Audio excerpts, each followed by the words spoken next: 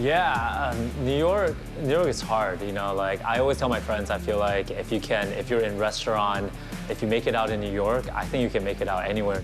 New York, probably the most famous city on the planet.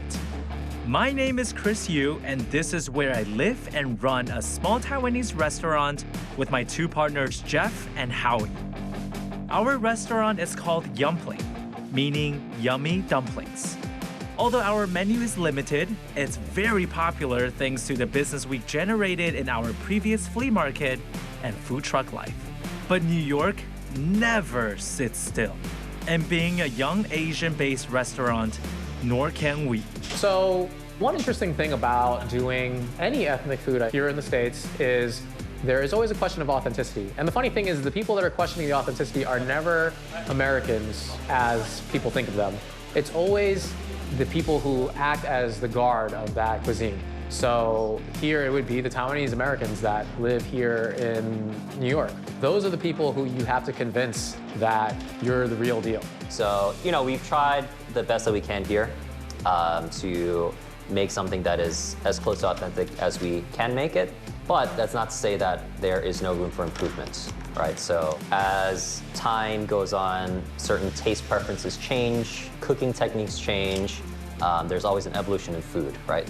With the opening of another restaurant in the pipeline, we thought one of us should go back to the motherland and look a bit more closely into the traditional and modern interpretations of Taiwanese food.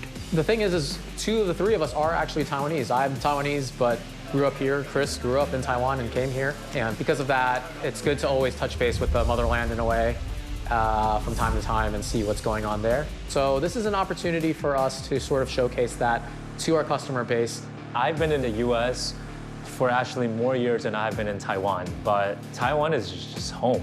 It's always home.